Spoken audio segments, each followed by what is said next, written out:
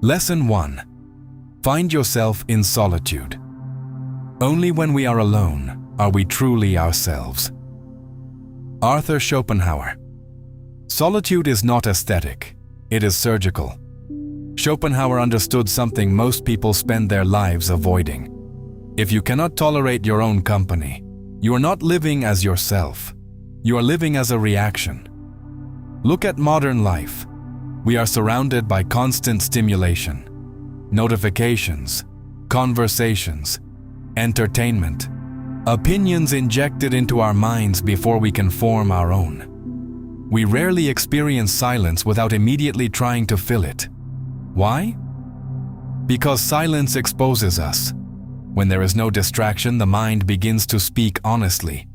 Old fears surface, regrets knock. Questions about meaning arise without invitation. Many people seek relationships, not out of love, but out of avoidance. The crowd becomes a refuge from self-confrontation.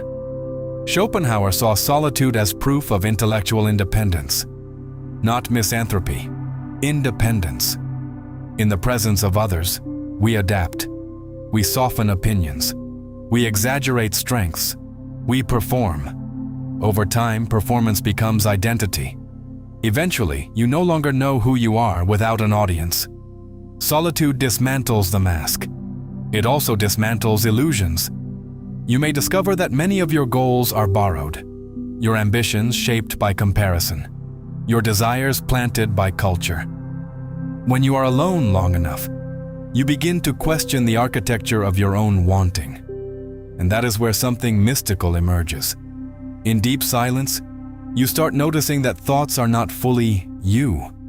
They appear, they disappear. You observe them. For brief moments, desire pauses. The restless drive weakens. Schopenhauer called this force the will, the blind, irrational impulse animating all life. In solitude, the will loosens its grip.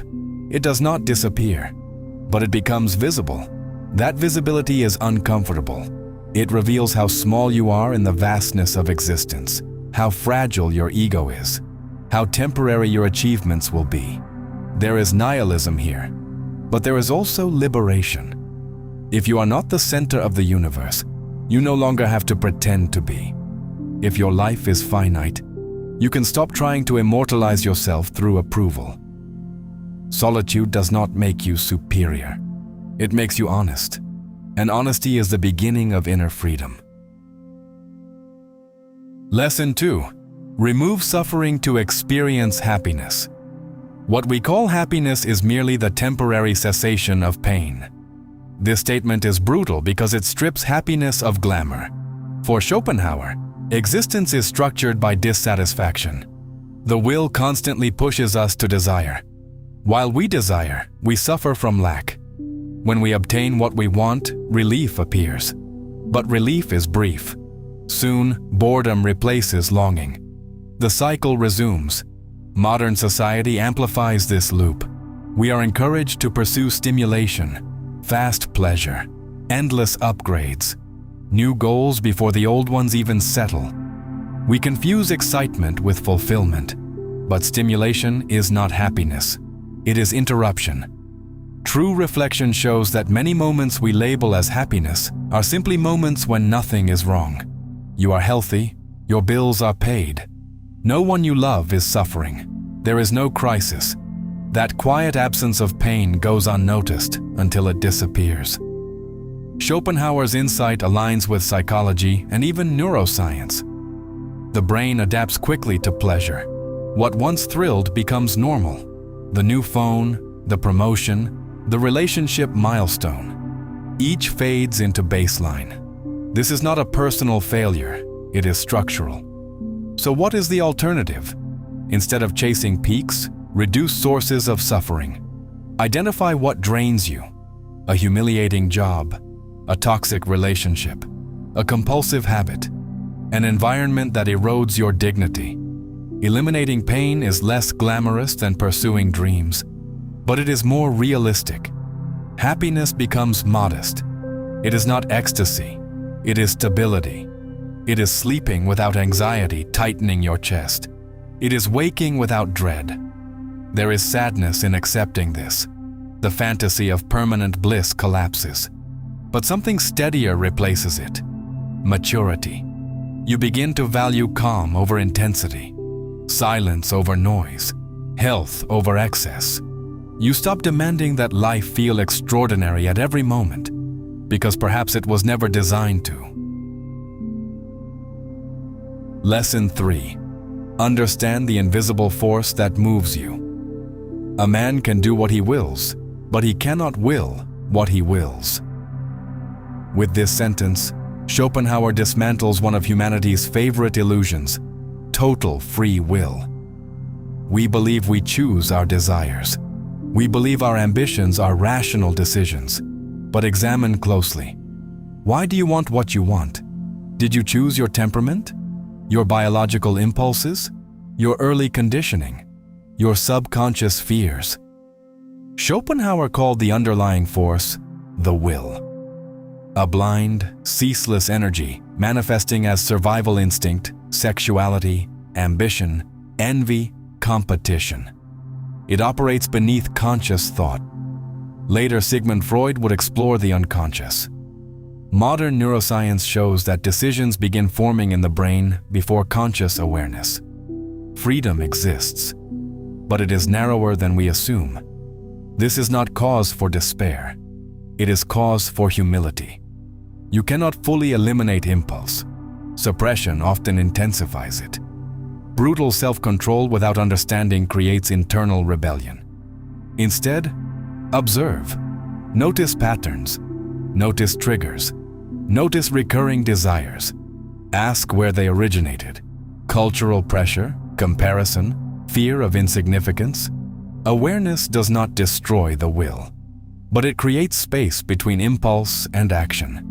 In that space lies your only realistic freedom. You may not choose your desires, but you can choose how to respond to them, and that is enough.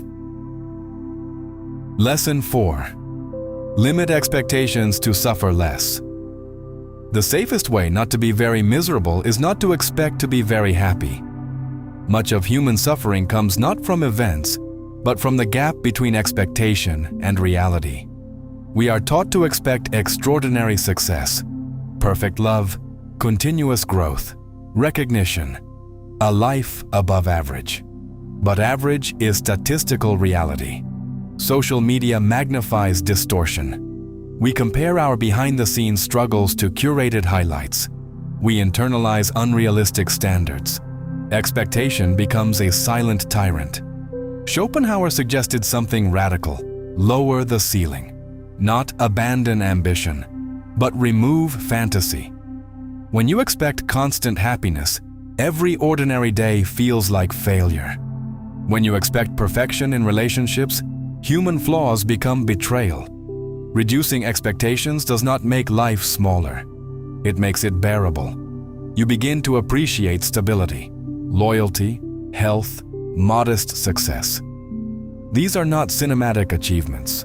They are foundations. There is quiet peace in expecting less. Surprises become pleasant instead of insufficient. You measure your life by sustainability, not spectacle. Perhaps adulthood is the gradual acceptance that extraordinary is rare, and that a tolerable life is already a victory. Lesson 5. Compassion as the only moral foundation. Compassion is the basis of morality. Schopenhauer's pessimism about existence led to a simple ethical conclusion. If life is inherently painful, increasing another's suffering is inexcusable. True morality does not arise from fear of divine punishment, nor from reputation. It arises from recognizing that the other person experiences pain just as vividly as you do. We are manifestations of the same blind will. Different bodies, same structure of longing and frustration. This recognition dissolves arrogance. Compassion does not fix existence. It does not eliminate tragedy, but it prevents cruelty from multiplying. In competitive societies, empathy is often dismissed as weakness. But in a world already structured by dissatisfaction, Choosing not to harm is strength. Small acts matter. Listening sincerely. Acting fairly when exploitation is easier. Offering help without seeking applause. If suffering is universal, then compassion is rational. We cannot remove the tragedy of being alive, but we can refuse to intensify it. Lesson 6. Between pain and boredom. The two enemies of human happiness are pain and boredom. Life swings like a pendulum. When we lack something, we suffer. When we obtain it, we grow bored. Desire returns. Pain pushes us forward. Boredom reveals emptiness. In materially comfortable societies, boredom becomes epidemic. Once survival is secured, existential dissatisfaction surfaces. People who have everything still feel restless because the will does not stop. This oscillation explains addictions, compulsive ambition, endless consumption. We try to outrun boredom with stimulation, but stimulation is temporary. Schopenhauer did not offer utopia. He offered realism. Reduce unnecessary desires. Cultivate intellectual life. Accept the structure of existence instead of expecting permanent satisfaction. You cannot eliminate the pendulum, but you can reduce its violence. Awareness softens disappointment. It prepares you for fluctuation. It prevents you from mistaking boredom for catastrophe. Lucidity replaces illusion, and that lucidity is heavy, but stabilizing. Lesson 7. Make art a metaphysical refuge. In his major work, The World as Will and Representation, Schopenhauer argued that the world we perceive is representation shaped by our mind. Beneath it lies the will. But there is a rare escape: art. In genuine aesthetic contemplation, desire pauses. When absorbed in profound music, painting, or literature, you stop calculating, you stop comparing, you stop wanting. For moments, you simply perceive. Schopenhauer believed music was the highest art form because it expresses the essence of the will directly, without representing external objects. During deep aesthetic experience, the ego weakens, the restless I fades. There is only observation. It is not permanent liberation, but it is relief. In a world saturated with shallow entertainment, seeking true art becomes almost spiritual, not escapism, elevation. Art reminds us that existence is not only competition and survival. It reveals patterns, depth, tragedy, beauty intertwined with suffering. It does not solve the structure of pain, but it grants pause. And sometimes, pause is enough. Schopenhauer does not comfort. He dismantles illusions. He tells us suffering is structural, desire is endless, satisfaction is temporary, expectations mislead, freedom is limited. At first glance, this seems bleak, but there is strange dignity in seeing clearly. When you accept that life is not designed to gratify you, you stop interpreting every hardship as injustice. When you understand desire's endless cycle, you stop placing salvation in the next achievement. You become sober, less intoxicated by fantasy, less shocked by disappointment, less manipulated by comparison. Schopenhauer's pessimism is not an invitation to despair. It is an invitation to maturity. Cultivate solitude. Reduce suffering. Understand your impulses. Limit expectations. Practice compassion. Accept the pendulum. Seek refuge in art. None of this removes the weight of existence, but it makes the weight conscious. And consciousness, in a universe driven by blind will, is rebellion. Life may not promise meaning, but you can respond with awareness. And sometimes, awareness is the only form of redemption available. There is something uncomfortable about facing truth without decoration. That's what we tried to do here. Not to entertain you with shallow optimism. Not to sell you fantasies about success, wealth, or constant happiness. but to look directly at life as it is, fragile, temporary, often indifferent, and still find a way to stand upright within it. If you've made it this far, it means something. It means you're not just looking for noise. You're looking for depth, for clarity, for ideas that stay with you after the screen goes dark. And that already sets you apart. Most people scroll to escape themselves. You're here to confront yourself. That matters. Creating this kind of content takes time, thought, research, reflection. It isn't built on trends. It's built on questions that don't have easy answers. Questions about suffering, about desire, about meaning, about how to live with lucidity in a world that rarely rewards it. And here's the honest part. Simply watching these videos already helps more than you think. Every view, every minute you stay, every time you share the video with someone who needs it, that alone sustains the channel.